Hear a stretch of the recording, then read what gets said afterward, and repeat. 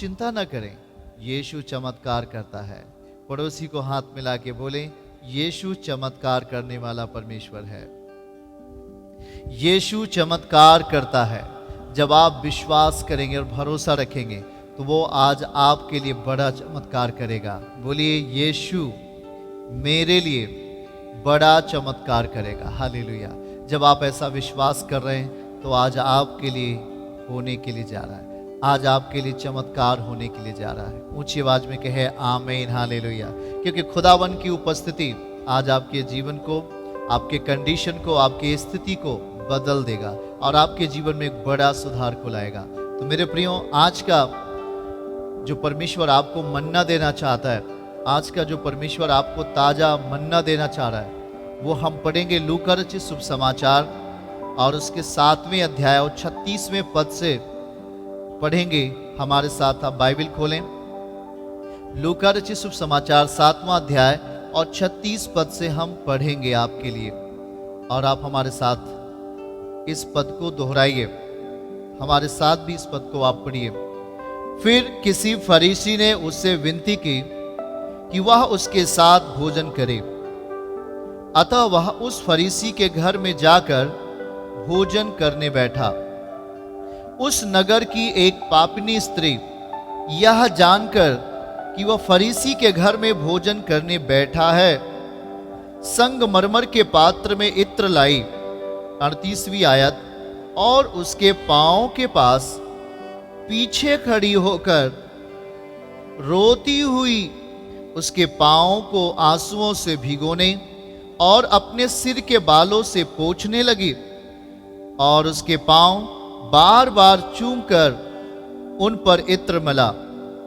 यह देखकर वह फरीसी जिसने उसे बुलाया था अपने मन में सोचने लगा, यदि यह भविष्यवक्ता होता तो जान जाता कि यह जो उसे छू रही है वह कौन और कैसी स्त्री है, क्योंकि वह तो पापनी है।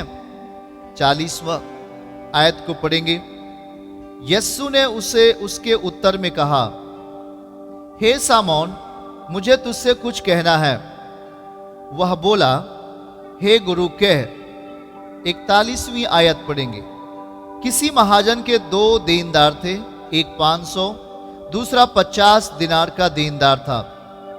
42वीं आयत। जब उनके पास पटाने को कुछ न रहा तो उसने दोनों को क्षमा कर दिया, इसलिए कि उनमें से कौन उससे अधिक प्रेम रखेगा। समौन ने उत्तर दिया, मेरी समझ में वह जिसका उसने अधिक छोड़ दिया। उसने उससे कहा, तूने ठीक विचार किया। और 44वीं आयत पढ़ेंगे। और उस स्त्री की ओर फिरकर उसने सामौन से कहा, क्या तू इस स्त्री को देखता है? मैं तेरे घर में आया, परंतु तूने मेरे पांव धोने के लिए पानी ना दिया, पर इसने मेरे पांव आंसुओं से भिगोए और अपने बालों से पोंछा। 45वीं आयत। तूने मुझे चूमा ना दिया, पर जब से मैं आया हूं तब से इसने मेरे पांव को चूमना ना छोड़ा। तूने मेरे सिर पर तेल नहीं मला, पर इसने मेरे पांव पर इत्र मला है। 47वीं आयत। इसलिए मैं तुमसे कहता हूं कि इसके पाप जो बहुत थे क्षमा हुए, क्योंकि इसने बहुत प्रेम किया। पर जिसका थोड़ा क्षमा हुआ है वह थोड़ा प्रेम करता है। और उसने स्त्री से कहा, तेरे पाप क्षमा हुए। तब जो लोग उसके साथ भोजन करने बैठे थे वे अपने अपने मन में सोचने लगे, यह कौन है जो पापों को भी क्षमा करता है। पर उसने स्त्री से कहा, तेरा विश्वास ने तुझे बचा लिया, कुशल से चली जा। हालेलुया। ध्यान से सुनिए मेरे प्रियो, 48वें पद तक हम इसको ध्यान से देखेंगे कि उसने स्त्री से कहा, तेरे पाप क्षमा हुए। आज इस घटना से परमेश्वर एक बड़े दर्शन को, प्रकाशन को लेकर आपसे आज बात करेंगे, और निश्चय ही ये घटना आज आपके जीवन को बहुत आशीषित करेगी और आपके जीवन में एक अलग मोड़ को लेके आएगी। आमीन कहिए ऊंची आवाज में, हालेलुया। ध्यान से समझिएगा मेरे प्रियो, आज बाइबल एक ऐसी घटना के बारे में बता रहा है जहां पर एक स्त्री प्रेम करने की वजह से उसके हर पाप, जो सारे पाप उसने जीवन में किए थे, सभी पाप क्षमा हो गए। और यहां पे हम देख पाएंगे कि वो स्त्री किसे ढूंढ रही थी आखिरकार। एक स्त्री जो पाप में है, वो अपनी देह को बेचती है, व्यभिचार करती है, व्यभिचार में है, वो पूरी तरीके से वो पापनी है। पर आज वहां पे देखिएगा, वो ढूंढती है एक ऐसे व्यक्ति को, ढूंढती है वो अपने एक उद्धारकर्ता को, ढूंढती है उस प्रभु को जिसके द्वारा उसके जीवन में वो पाप का बोझ जा सके। ध्यान से सुनिए, यहां पे बात क्या है। हम उस घटना के बारे में देखें। यीशु एक घर में गए हुए हैं, पर यीशु जिस घर में गए हैं, उस घर के लोगों ने यीशु को अपने घर में रखा तो जरूर, पर प्रभु से प्रेम नहीं किया। बुलाया तो जरूर अपने घर में यीशु को, पर यीशु से प्रेम नहीं किया। यीशु वहां बैठा हुआ है, पर एक स्त्री है जो ढूंढ रही है, और एक व्यक्ति है जिसके पास यीशु बैठा हुआ है और वो यीशु से प्रेम नहीं कर रहा, पर एक स्त्री है जो यीशु को ढूंढ रही है। देखिएगा मेरे प्रियो, दो तरीके का व्यक्ति, दोनों पाप में है। वो सामौन, वो भी पाप में है, संसार में है, संसार की दुनिया में है, और एक स्त्री भी संसार के दुनिया में है। पर ध्यान से सुनिएगा, वो स्त्री किसे ढूंढ रही है? वो स्त्री किसी को ढूंढ रही है, पर वो व्यक्ति जिसके घर में यीशु बैठा है, वो उसे देख ही नहीं पा रहा है, वो उसे समझ ही नहीं पा रहा है, पर कोई तो है जो उसे ढूंढ रहा है। आपके भी जीवन में ये बातें आती हैं। यीशु आपके सामने बैठा, आप उसे देख ही नहीं पाते, और कोई तो है यीशु को ढूंढते ढूंढते उसके पास आ रहा है। और कोई तो है जिसके घर में यीशु डेली जा रहा है, प्रतिदिन यीशु उसके साथ बैठ रहा है, पर वो यीशु से प्रेम नहीं कर पाता, यीशु से प्रेम नहीं कर पाती। और कोई तो है जो यीशु को ढूंढ रही है, ढूंढ रहा है। हालेलुया। मेरे प्रियो, समझिएगा, आज इन दो तरीके के व्यक्ति के बारे में, एक के पास प्रभु बैठा है पर वो उसे देख नहीं पा रहा, और एक स्त्री जिसके पास यीशु अभी नहीं है पर वो ढूंढ रही है।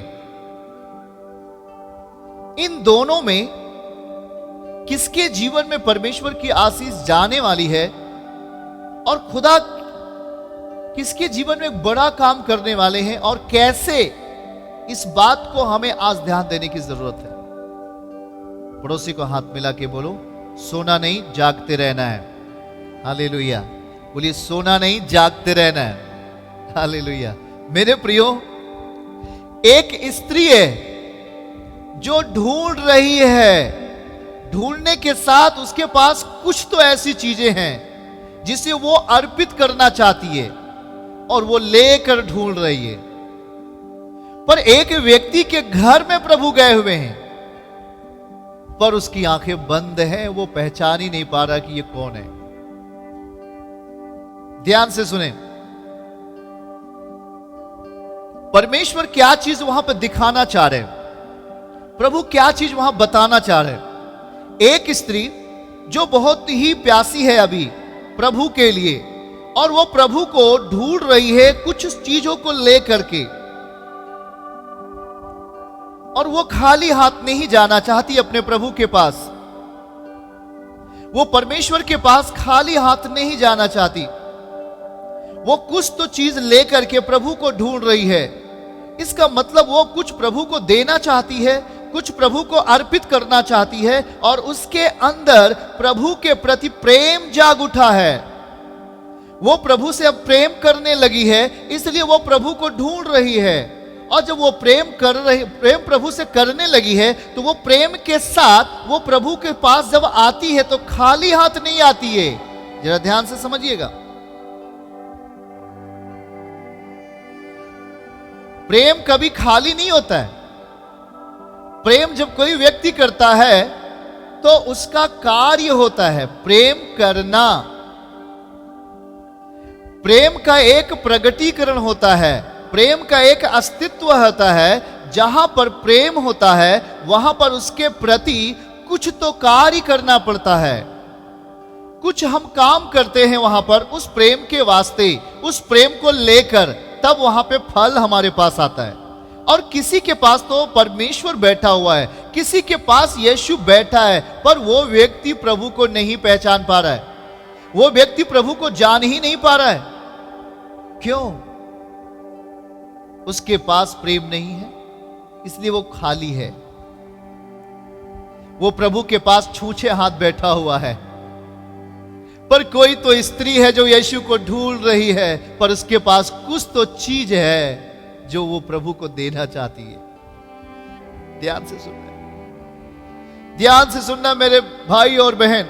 यहां देखिएगा, वो स्त्री ढूंढती है और ढूंढती हुई जाती है, और वहां पर एक फरीसी के घर में, ध्यान से सुनिएगा, उस जमाने में किसी भी फरीसी के घर में इस तरीके से ओपनली, खुले रूप में कोई लेडीज नहीं घुस सकती थी। उसकी हिम्मत नहीं कि वो किसी फरीसी के घर में घुस जाए। पर देखिएगा, वो रिस्क उठाती है। वो कहती है कुछ भी मेरे संग लोग करें, मुझे ताड़ना दें, मेरे जीवन में मुझे दुख दें, या मुझे मार पीट कर वहां से हटा दें, शास्त्री फरीसी मेरे साथ कुछ भी करें, पर मैं आज मिलकर रहूंगी, मैं आज अपने प्रभु से मिलकर रहूंगी। मुझे मालूम हो गया है वो मेरा ही प्रभु है, मुझे मालूम हो गया है वही मेरे जीवन को सही कर सकता है। इसलिए जो कुछ मेरे पास है मैं उसके पास लेकर के अपने प्रेम को प्रकट करूंगी, मैं अपने प्रेम को दिखाऊंगी। किसी भी ऐसे फरीसी के घर में जो देह व्यापार करने वाली स्त्री है, वो बहुत नामी स्त्री है, उसको सब लोग जानते हैं, नगर के सारे लोग जानते हैं, पर वो आज ओपनली में, दिन में, वो कहां पर प्रभु के पास आ रही है खोजते हुए, पर प्रभु है कहां? एक फरीसी के यहां बैठे हुए। पहले तो फरीसी के घर में घुसने की हिम्मत उस स्त्री की कैसी हुई? वो भी सोचेगी कि मैं कैसे जाऊंगी, एक बाधा, एक सोच जरूर आई होगी। पर वो स्त्री, ध्यान से सुने, प्रेम जब आप परमेश्वर से करते हैं, मैंने जक्कई के विषय में पिछले दिनों में बताया था कि जब आप परमेश्वर से प्रेम करेंगे तो कुछ तो है जो हमें रोकेगा, कुछ भय संसार का हमें रोकने का प्रयास करेगा, कुछ परिस्थितियां हमें रोकने का प्रयास करेंगे कि हम प्रभु के पास ना पहुंचने पाए। तो एक फरीसी का घर था, वो फरीसी के घर में वो कैसे जाए? वो एक पापनी स्त्री है, देह व्यापार करने वाली व्यभिचारिणी स्त्री है। पर ध्यान से सुने, वो रिस्क उठाती है। वो कहती चाहे मेरे साथ कोई कुछ भी ताड़ना हमें दे, कोई हमें टॉर्च करे, घायल करे, पर मैं आज यीशु से मिलकर रहूं। और वो फरीसी के घर में घुस जाती है, और वहां पे लिखा है, ध्यान से सुने, 37वीं आयत में लिखा है कि उस नगर की एक पापी स्त्री यह जानकर, उसे किसी ने बताया कि वो फरीसी के घर में बैठा है प्रभु, तो संगमरमर के पात्र में इत्र लाई। ध्यान से सुने, आप अपने प्रेम का प्रगटीकरण कैसे करेंगे? पिता ने अपना प्रेम का प्रगटीकरण इस जगत के लिए कैसे किया? यूहन्ना 3 का 16वां वचन, परमेश्वर ने जगत से ऐसा प्रेम किया कि उसने अपना इकलौता पुत्र दे दिया, ताकि जो कोई उस पर विश्वास करे वो नाश ना हो परंतु अनंत जीवन पाए। जगत के लोगों से पिता ने प्रेम किया, तो उसने क्या किया? उसने अपना इकलौता प्रिय पुत्र बलिदान होने के लिए दे दिया। मतलब पिता जब प्रेम किया तो प्रेम के साथ में बलिदान था। कोई तो है जो बलिदान होने वाला था प्रेम के वजह से। जब पिता अपना इकलौता पुत्र बलिदान होने के लिए आपको दिया, वो स्त्री यहां पर, उसको मालूम था वो फरीसी का घर है, वो दुष्ट लोग हैं, वो अच्छे विचार के लोग नहीं हैं, लोग हमें पत्थरों से मार सकते या हमें खत्म कर सकते या हमारे ऊपर कोई सजा अलाउ कर सकते। पर इन सब बातों को वो एक बगल रखती हुई इन सब बातों को ध्यान नहीं दिया, और उसके विवेक में, उसकी आत्मा में एक ही चीज था, मुझे आज प्रभु से मिलना है, मुझे आज प्रभु से मिलना है, कुछ भी हो जाए, मुझे आज प्रभु से मिलना है, कुछ भी हो जाए। क्योंकि प्रभु ही एक ऐसा रास्ता था मेरे भाई और बहनों, जो इस स्त्री के जीवन के पाप और गुनाहों को माफी दे सकता था। इसलिए उसने थोड़ा भी देर नहीं की और वो एक हिम्मत उसके अंदर आई। ध्यान से सुने, जब आप प्रेम करेंगे तो आपके अंदर हिम्मत जागेगी। जब आप परमेश्वर से प्रेम करना शुरू करेंगे, आपके आत्मा में ताकत आ जाएगी, आपके फैमिली में ताकत आ जाएगी। जहां पर आप गिर रहे थे वहां पर उठना शुरू कर देंगे। जहां पर कितना भी खतरनाक क्यों ना वीरान रास्ता हो, यदि आप परमेश्वर से प्रेम करते हैं तो आपके भय और आपके डर को प्रभु दूर कर देता है। और यहां पर उस स्त्री के जीवन में यही हुआ। वो प्रभु को ढूंढ रही है और उसे मालूम पड़ा कि वो फरीसी के घर में है। उसके अंदर हिम्मत जागी, उसके अंदर एक ऊर्जा आ गई और वो प्रभु से मिलने के लिए फरीसी के घर में चली गई। और वहां पे लिखा हुआ है मेरे प्रियो कि वो यीशु के पास आई और यीशु के आगे खड़ी नहीं हुई। ध्यान से सुनना मेरे प्रियो, वो यीशु के आगे नहीं खड़ी हुई, लिखा है कि पीछे खड़ी होकर रोती हुई वो उसके पांव को आंसुओं से भिगोने और अपने सिर के बालों से पोंछने लगी और उसके पांव बार बार चूमकर उस पर इत्र मला। मतलब वो यीशु से प्रेम करने लगी। हालेलुया। वो यीशु से प्रेम करती है और अपने जीवन में एक पश्चाताप की आत्मा को लेकर आई थी। आपके जीवन में पश्चाताप की आत्मा यदि है तो हमें प्रभु से प्रेम करना पड़ेगा, अपने आप को अर्पित कर देना चाहिए। हमें किसी भी भाग को कठोर नहीं रखना चाहिए मेरे प्रियो। यदि हम अपने आप को कठोर रखते हैं तो निश्चय ही हमारे जीवन में उद्धार रुका हुआ है। यदि हम अपने आप को कहीं कठोर रखते हैं तो हमारे जीवन में अभी कहीं न कहीं सांसारिकता की आत्मा घुसी हुई है मेरे प्रियो। और जैसे ही वहां पर वो यीशु से प्रेम करने लगी, फरीसियों को जलन होना शुरू हो गया। वो जो फरीसी सामने बैठे हुए थे उनको गुस्सा आने लगा और वो अपने मन में विचार करने लगे कि ये जो स्त्री है ये तो बहुत गंदी है, जिसे मैं भी जानता हूं। और ये बताओ, ये अगर ये परमेश्वर नबी होता, ये अगर खुदा है तो ये जान जाता कि ये स्त्री कैसी है। वो फरीसी केवल मन में ही सोच रहा था। प्रभु तुरंत वहां पर बोला, क्योंकि परमेश्वर मन को जांचने वाला परमेश्वर है। आमीन कहे हालेलुया। मैं यदि आपसे अभी प्रभु के वचन को बांट रहा हूं, यदि मैं आपको मन्ना दे रहा हूं, तो आपके हृदय को परमेश्वर जान रहा है। आपके मन को प्रभु समझ रहा है कि आप किस मन में वहां बैठे हुए हैं हमारे सामने, किस मन से आप हमारे शब्दों को सुन रहे हैं, किस इच्छा से आप इस वचन को ग्रहण कर रहे हैं। उसी इच्छा से आपके जीवन में सामर्थ्य के काम हो जाएंगे। अभी हम जब लास्ट में 5 मिनट की चंगाई की प्रार्थना हम करेंगे, पर उसके पहले प्रभु से आप प्रेम करें। यह समय है, आप प्रेम करेंगे। अभी प्रभु से प्रेम करने की बातें चल रही हैं, तो मतलब प्रभु हमारे मध्य में है, प्रभु आपके साथ बैठा हुआ है, वो आपके सामने है। हमें उससे प्रेम करने की जरूरत है। वो आज आपके घर में जाने वाला है, वो आपके घर में आज है। और जब हम इस प्रेम करने की प्रक्रिया को पूरी कर लेंगे तो प्रभु कहेगा, तू मेरा बेटा है, तू मेरा बेटी है, तू आज से ही चंगा हो जा करके प्रभु बोलेगा और हमारे जीवन के बोझ को ले लेगा। तो क्या आप इस बात को समझ रहे हैं? ध्यान से सुनिए। फरीसी के घर में प्रभु गया और वहां पर लिखा है, प्रभु ने कहा, उसे एक उदाहरण दिया। जब फरीसियों ने ये अपने मन में सोचा कि क्या प्रभु को पता नहीं है, ये स्त्री जो प्रभु को छू रही है, ये अपनी देह का व्यापार करने वाली स्त्री है, ये एक पापनी स्त्री है। पर अभी वो किस मन से आई है? अभी वो एक पश्चाताप के मन से आई है। अभी वो रिपेंट कर रही है, अपने पापों का पश्चाताप कर रही है और वो निर्णय ले रही है वहां पर देखिएगा, जब तक आपके जीवन में गंदे काम को छोड़ने का निर्णय आप जब तक नहीं लेंगे, तब तक आपके अंदर परमेश्वर की उपस्थिति नहीं हो सकती।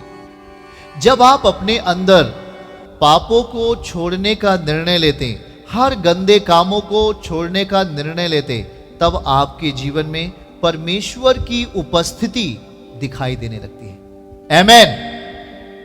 ये पापिन स्त्री है, इसके पहले इसके जीवन में कोई ऐसी बातें नहीं थी, पर परमेश्वर जहां पे गया है, शायद वो इसी इलाके की ये स्त्री थी, और घर में किसी के घर में प्रभु बैठे हुए हैं।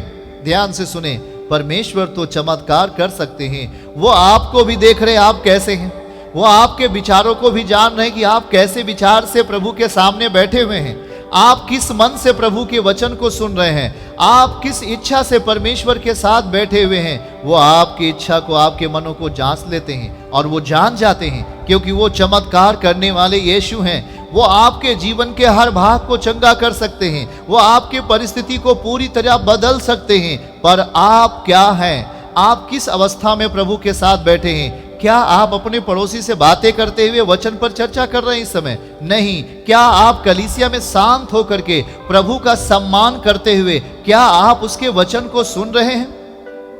जब आप प्रभु का सम्मान करते हुए कलीसिया में शांत होकर के इस समय आप यदि प्रभु की सुन रहे हैं, तो आप परमेश्वर के सर पर तेल मल रहे हैं। आमीन। आप प्रभु के पांव को धो रहे हैं अपने आंसुओं से। जरा ध्यान से समझिएगा, आज परमेश्वर की आत्मा को प्रेम करना आपको सिखा रहा है। देखो, एक स्त्री है जो ढूंढती हुई आई, पर एक व्यक्ति है जिसको कुछ समझ में नहीं आ रहा है। और यहां पर हम दोनों व्यक्तियों के बीच में जब तुलना को देखते हैं, एक स्त्री आती है, कुछ लेकर आती है प्रभु से प्रेम करने के लिए, और वो स्त्री यीशु के पांव पर इत्र को, महंगे इत्र को तोड़ देती है। ध्यान से सुने, जो इत्र जो रखा हुआ है संगमरमर के पात्र में, उस इत्र को तोड़ती है और यीशु के पांव पे डालती है, और अपने बालों से उसको पोंछती है, सेंटेड करती है, सेंट करती है।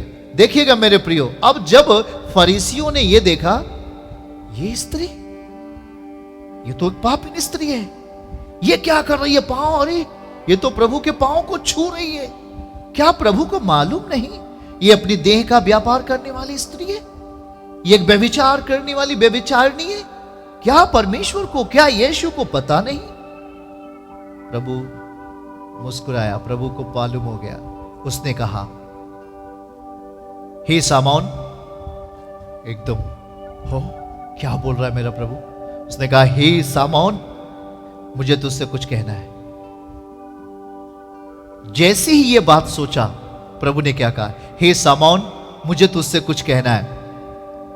वह बोला, हे गुरु, क्या है?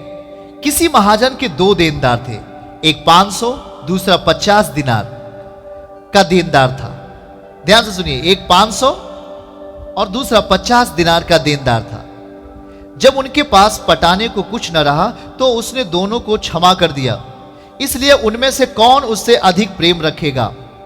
तो सामौन ने उत्तर दिया, मेरी समझ में वह जिसका अधिक छोड़ दिया गया। 500 वाला अधिक प्रसन्न होगा, 50 वाला कम। वहां लिखा है, जिसका उसने अधिक छोड़ दिया। उसने उससे कहा, तूने ठीक विचार किया सामौन। और उस स्त्री की ओर फिरकर उसने सामौन से कहा, देख इस स्त्री को सामौन, क्या तू इस स्त्री को देखता है? मैं तेरे घर में आया, परंतु तूने मेरे पांव धोने के लिए पानी ना दिया। ध्यान से सुने, तूने मुझे पांव धोने के लिए पानी ना दिया, पर इसने मेरे पांव को अपने आंसुओं से भिगोए। बहुत गहरी बात है मेरे प्रियो। यदि आप परमेश्वर का आदर नहीं करते हैं, यदि आप परमेश्वर के लोगों का आदर नहीं करते हैं, कोई तो है जो उसका आदर करने के लिए तैयार है। यदि आप उसका आदर नहीं कर रहे हैं, तो किसी को परमेश्वर ने तैयार किया है जो उस व्यक्ति का आदर करेगा, परमेश्वर की जगह में होकर के। ध्यान से सुने, और उसने कहा, इसने मेरे पांव आंसुओं से भिगोए और अपने बालों से पूछा, तूने मुझे चूमा ना दिया, मतलब प्रेम नहीं किया, पर जब से मैं यहां आया हूं, तब से इसने मेरे पांव को चूमना ना छोड़ा। अर्थात प्रभु की उपस्थिति में उसके चरणों में बैठकर प्रभु को प्रेम करना, प्रभु को धन्यवाद देना ना छोड़ा। और तूने मेरे सिर पर तेल नहीं मला, पर इसने मेरे पांव पर इत्र मला है। इसलिए मैं तुझसे कहता हूं, इसके पाप जो बहुत थे क्षमा हुए, क्योंकि इसने बहुत प्रेम किया। पर जिसका थोड़ा क्षमा हुआ है वह थोड़ा प्रेम करता है। मेरे प्रियो, यीशु सारे लोगों के पापों को पूरा क्षमा करने के लिए आया है, पर हमें आपको प्रभु के सामने कैसे जाना है यह परमेश्वर हमें सिखा रहा है। क्या आप प्रभु के सामने कठोर मन लेके जा रहे हैं? परमेश्वर चाहता है, यीशु चाहता है कि आप मुझसे प्रेम करो। जितना हम यीशु से प्रेम करते हैं उतना ही मेरे पाप क्षमा होते हैं। ध्यान से सुनो, प्रेम करने में एक बलिदान छुपा हुआ है, और जब हम प्रेम करते हैं तो परमेश्वर को कुछ बलिदान करते हैं। शायद आप कानपुर से चर्च में आते हैं, यीशु आश्रम में आप कानपुर से आते हैं, इतनी दूर से आते हैं। हाँ भाई, मैं इतनी दूर से आता हूं, मेरा मन कहता है कि मैं यहां पे आऊं। वो इतनी दूर आने का एक बलिदान करता है, और वो बहुत जल्दी ही परमेश्वर की सामर्थ्य को देख पाता है। कुछ लोग दिल्ली से यीशु आश्रम चर्च में आते, यूपी के कई प्रदेशों, यूपी के कई जिलों से आते। आप इतनी दूर से आते हैं, क्या वहां चर्च नहीं है करके पूछते। नहीं, वहां है, पर मैं यहां आता हूं, मेरा मन ऐसा करता है, मैं यहां आकर के अति शीघ्र जीवन को पा गया हूं। ओ हालेलुया, मैं एक बलिदान कर रहा हूं उस प्रेम को लेकर के। आप जब यीशु के सामने आते हैं तो आपके जीवन में ऐसा कौन सा बलिदान है जिसको लेकर आप प्रभु से प्रेम करेंगे? केवल मुंह से कहना ही प्रेम नहीं है, पर उस प्रेम को करना है। प्रेम किया जाता है, तो जब कभी प्रेम किया जाता है तो प्रेम को करने के लिए प्रेम और उसके साथ बलिदान को करना, मतलब प्रेम को करना। आज यीशु के पास जब वो स्त्री आई है तो निश्चय उसने ढूंढा, परेशान हुई, और उसके सामने एक डर का कारण यह भी था कि वो फरीसी का घर है। जब वो यीशु से प्रेम नहीं किया, जब वो यीशु का आदर सत्कार नहीं किया, जरा समझ लीजिए आप कि वो फरीसी कितने कठोर व्यक्ति थे।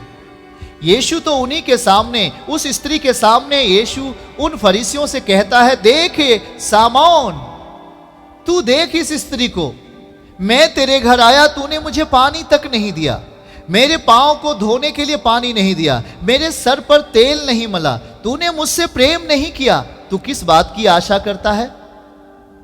अपने जीवन में तू किस बात की आशा करता है मुझसे? कुछ भी आशा नहीं होगी तेरे जीवन में, क्योंकि जब मैं तेरे घर आया तो तूने मुझे एक गिलास पानी तक नहीं दिया। आज मैं अपने लोगों को आपके घरों में भेजता हूं। आज आपके घर पर जब आप परमेश्वर के दासों को चाहते हैं कि वो मेरे घर आकर मेरे घर में पांव रखे, मेरे घर में बैठे, जैसे यीशु बैठा हुआ है। यीशु को देखो, यीशु अपने आप नहीं गया, यीशु को बुलाया गया है। आज वो फरीसी ने यीशु को बुलाया है, पर वो ध्यान से सुने, उसको परीक्षा करने के लिए, उसको जांचने के लिए, पर उससे प्रेम करने के लिए नहीं। ध्यान से सुने मेरे प्रियो, आप जब अपने घरों में परमेश्वर के लोगों को बुलाते हैं तो वहां पर उसकी परीक्षा करने के लिए कभी ना बुलाएं, या ऐसे मत बुलाएं कि ये मेरे लिए क्या कर सकता है। उससे आप प्रेम करने के लिए बुलाएं, उसका आप आदर करने के लिए उसे अपने पास बुलाएं।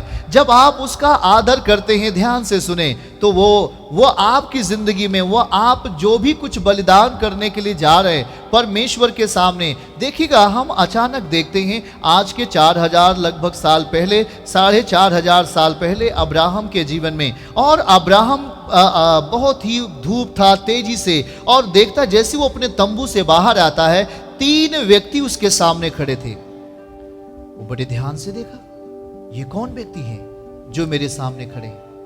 तुरंत ही उसके अंदर आत्मा ने कहा, ये परमेश्वर के भेजे हुए दूत है। ध्यान से सुनो, ये परमेश्वर के भेजे हुए दूत है। और वो तुरंत दौड़ता हुआ गया और उस जल रही जमीन के ऊपर, देखो धूप बहुत तेजी से थी, वो जमीन जल रहा था, वो अपनी उसी वस्त्र में, देखो अब्राहम एक राजसी वस्त्र में रहते थे, अब्राहम एक योद्धा थे, और वो अपने टीम का हेड थे, और इसलिए उनके शरीरों पे जो कपड़े रहते थे वो मामूली वस्त्र नहीं रहते थे, वो महत्वपूर्ण वस्त्र रहते थे मेरे प्रियो। और जैसे ही वहां पे लिखा है, उसने दंडवत किया, जमीन के ऊपर लेट गया और कहा, परमेश्वर आप मेरे घर आए हैं, मैं आपका आदर करता हूं, मैं आपका सम्मान करता हूं, आइए। उसने तुरंत कहा, आप ऐसे वापस नहीं जाएंगे क्योंकि आप देह के रूप में आए हैं। आज के 2-3-4 हफ्ते पहले मैंने स्वर्गदूतों के विषय में आपसे चर्चा किया था। स्वर्गदूत शरीर के रूप में आपके घर में आ सकते हैं, स्वर्गदूत आपके घर में भेजे जा सकते हैं, आप मनुष्य के रूप में। वैसे ही मनुष्य के रूप में अब्राहम के सामने परमेश्वर के दूत आ गए।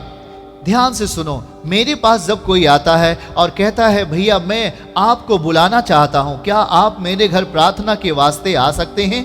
तो मैं उनसे कहता हूं, देखो भाई, आपके घर कोई मनुष्य नहीं जाएगा, पर परमेश्वर के दूत जाएगा। और परमेश्वर का दूत यदि आपके घर आ रहा है तो आप उसे कैसे आदर करेंगे, मैं आपको सिखा देता हूं। और मैं उन्हें बताता हूं, एक अगवा होने के नाते कहता हूं कि कोई भी परमेश्वर का दास यदि जिसे मैं भेज रहा हूं, अगर आप उसका आदर करेंगे, वो परमेश्वर का आदर करेंगे। और वो उस बात को वैसे करते भी हैं और अपने जीवन में एक बड़ी आशीष को पा जाते हैं। अब्राहम ने कहा, परमेश्वर मेरे प्रभु, मैं कहता हूं कि आप मेरी इच्छा पूरी करें, आप इस बाज वृक्ष के नीचे छाह में बैठ जाएं।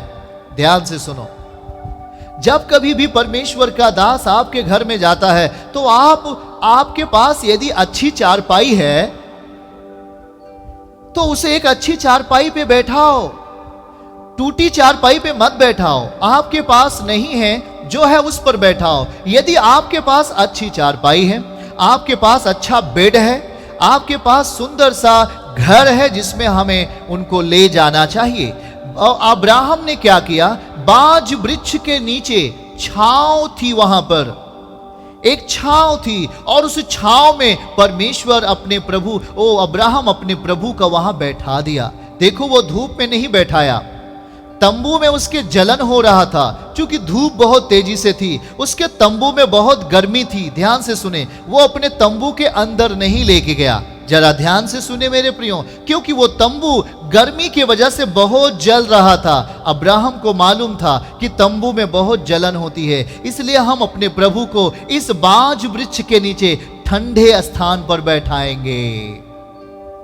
पड़ोसी को हाथ मिला के बोलो, प्रभु को ठंडे जगह पर बैठाएंगे।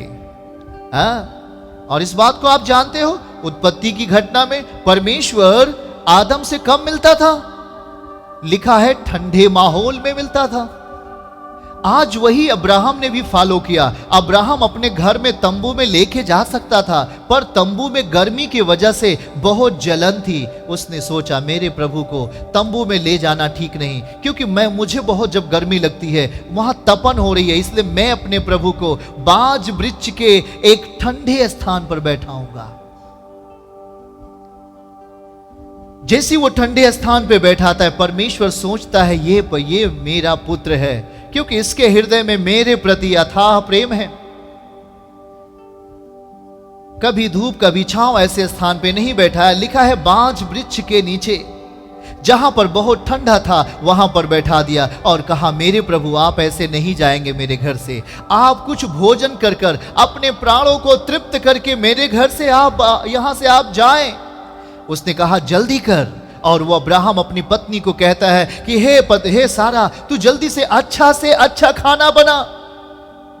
मेरे प्रियो, जरा ध्यान से सुनिए, मैंने कई ऐसे लोगों को देखा है, वो एक बहुत बड़े व्यक्ति हैं, उनके घर में लगभग लाखों रुपए तनख्वाह आती है, पर जब परमेश्वर के लोग उनके घर में गया तो उन्होंने खाना क्या बनाया, यूं ही बना दो और सस्ता ऐसा हल्का सा खाना बना दो, 2 आदमी आएगा आश्रम से, फलाने आएगा, ढिकाने आएगा करके बोल देते हैं। एक बड़ी गलती करते हैं। उनको लगता है कि मेरे घर कोई चपरासी आ रहा है, मेरे घर कोई भिखारी आ रहा है, और बोलते, अरे यही बना दो, जो भी बनाना हल्का फुल्का बना के खिला के जाएं अपना, इनका तो रोजे का ही काम है। अरे नहीं, तुम तो अपनी जिंदगी नाश कर रहे हो इस सामान्य व्यक्ति की तरह। खुदा संग है फिर भी जीवन नहीं पाया, एक है जो ढूंढ कर जीवन पा लिया, पर तूने जीवन नहीं पाया। अरे बोलते भैया वही फलाने तो है, वही फलाने आर के तो आ रहे हैं ना, फलाने असियल आ रहे हैं ना हमारे यहां प्रार्थना करने के लिए, फलाने ये ढकाने ये आ रहे हैं, इनके लिए कुछ भी ऐसे बना दो, क्या फालतू परेशान हो रही हो माल की है। आएंगे 10 मिनट बैठेंगे, दुआ करेंगे, बोलेंगे भैया आप जाइए, ज्यादा उनको रोकेंगे भी नहीं। अरे बाप रे, आप क्या गलती कर रहे हो। आपके घर में एक हो सकता है एक नौजवान छोटा सा बेटा गया हो, उसकी उम्र हो सकती है 16 से 17 वर्ष हो, 2 बच्चे आपके घर गया, वो कहां से गया, किसने भेजा, आप भूल गए। उसे कौन भेजा है, उसे परमेश्वर ने भेजा है।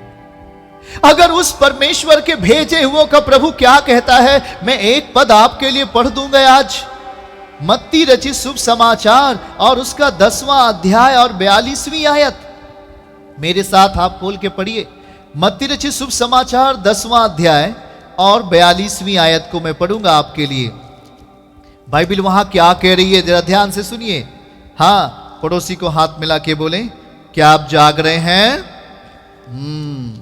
जागेंगे तब सब समझ में आएगा। ध्यान से सुनिए, मत्ती रचित सुसमाचार 10वां अध्याय 42वीं आयत, बाइबल क्या कहती है, सुनिए जरा। जो कोई इन छोटों में से, अरे हो सकता हो कि आप वो व्यक्ति को जानते हो जो आपके घर गया हो और आप उसकी कंडीशन को भी जानते हैं। हो सकता है वो आपके जैसा धनवान नहीं है, हो सकता है आपके पास 4 व्हीलर गाड़ी है पर उसके पास 2 पहिया वाहन है, हो सकता है उसके पास साइकिल हो, पर वो देखिएगा, जो कोई इन छोटों में से एक को मेरा चेला जानकर केवल 1 कटोरा ठंडा पानी पिलाए, मैं तुमसे सच कहता हूं कि वह किसी रीति से अपना प्रतिफल ना खोएगा। पड़ोसी को हाथ मिला के बोलो, किसी रीति से अपना प्रतिफल ना खोएगा। किस वजह से? वो जो छोटे बच्चे आपके घर गए हैं, उन बच्चों का आपने प्रभु में, प्रभु के वास्ते, प्रभु के स्थान पर आपने उन छोटे बच्चों का आदर यदि आपने कर लिया, तो आप अपनी जिंदगी में जो 20 लाख रुपए खर्चा कर दिया, जो 50 लाख खर्चा कर दिया, आपके जीवन में वो चीजें नहीं आई। पर आज परमेश्वर के द्वारा भेजे गए 2 बच्चों का आपने आदर किया, उनको पैरों को चूम लिया, उनको आपने सुंदर से सुंदर खाना खिला के उनको खिलाया, उनका आदर किया, आप अपना प्रतिफल कभी न खोगे। आप वो चीजें प्राप्त करने जा रहे हो जो 50 साल से आपके पूर्वजों ने नहीं प्राप्त किया। आप वो चीजें पाने जा रहे हो जो आपके भाइयों ने, आपके पिता ने नहीं प्राप्त किया। आप वो चीजें आपके सामने आने जा रही है यीशु मसीह के नाम में। यह है आदर करने का बल। और अब्राहम ने कहा, पर प्रभु मैं आपके लिए सुंदर सा खाना बनाऊं। शायद वो खाना वो जल्दी ना खाता रहा हो, पर उसने सुंदर सा खाना बनाया। जब आप पढ़ेंगे उत्पत्ति उसके 18 अध्याय में, उसने सुंदर सा सुंदर खाना बनाकर परोसा और कहा, प्रभु आप इसे खाकर अपने प्राणों को तृप्त करें, क्योंकि वो मनुष्य के अवस्था में आए थे, वो मनुष्य के शरीर में आए थे। और उन्होंने खाया, और जानते ही जैसे ही वो जाने लगा, स्वर्गदूत जैसी प्रभु जाने लगा, उसने कहा, आपकी पत्नी सारा कहां है? ओ प्रभु वो टेंट के अंदर है। उसने कहा, सारा तू गर्भवती होगी और एक संतान को जन्म देगी। सारा इस बात को सुन रही थी। शायद प्रभु टेंट के नजदीक ही आकर खड़े हुए गए थे। दूत, परमेश्वर के दूत टेंट के निकट ही आ गए थे। और सारा हंसी, मैं तो बूढ़ी हो गई हूं, मेरा गर्भ सूख गया है, क्या हो सकता है? दूतों ने कहा, सारा हंस रही है? ओ मैं सच बोलता हूं, मैं सच सच कहता हूं, आने वाला बसंत ऋतु सारा के गोद में एक बेटा होगा, उसका नाम इसहाक रखना। हालेलुया। और वो ये बोल करके कुछ बातों को और करके वहां से चल दिए, जिसको आप आगे पढ़ लीजिएगा। मेरे प्रियो जरा ध्यान से समझिए, जब हम परमेश्वर के दूतों का आदर करते हैं तो हमारे जीवन का बदलाव छोटा नहीं होगा, इतना भी नहीं होगा, जितना हाथ फैला सकते हो फैलाओ, जितना बढ़ सकते हो बढ़ो। अगर उसका आदर करना सीख लिया आपने तो जितना बड़ा हाथ फैलाओ उतनी बड़ी आशीष आपके लिए तैयार है यीशु मसीह के नाम में।